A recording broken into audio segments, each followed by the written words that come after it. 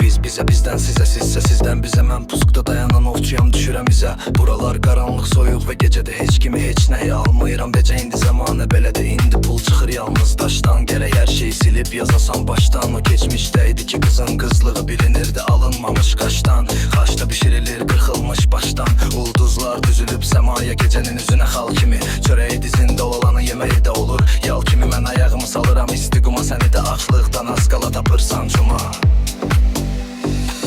Küçədə gezişən itlər kimə soxulub, kimə cuma. Ya xəyalında yaşayasan, ya da gərək gerçəkliyə göz yuman.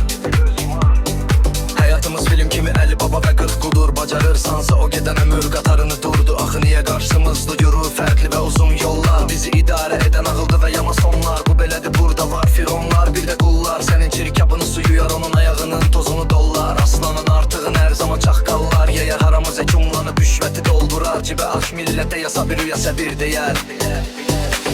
İndi su qalıq polisə dəstək sayılır. İnanclı haqqını tələb edən gənc cəmiyyət üçün təhlükə sayılır.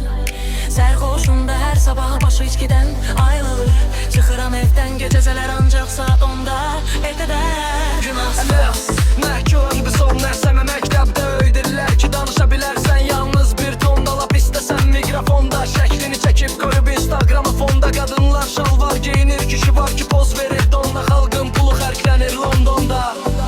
Bu torpağın xəmiri qanla yoğrulub əzəldən. Sözlərimiz biraz fərqlidir qəzəldən. Kimi keçə bilmir gözəldən, kimi ömür yarpaqların hədər edir, soldurur xəzəldən. Əynimdəki sehirli xələtdir, ayrılana, ayravana, Çandrika. Bizə yaxın olan İrandır və ya Amerika. İlişib saçlarım ömür darağında. Aciz insan odur ki sağlıq deyir, sağlıq diləyir 50 qram arağında. Nəysə bunu rax bir zaman olmayıb marağında.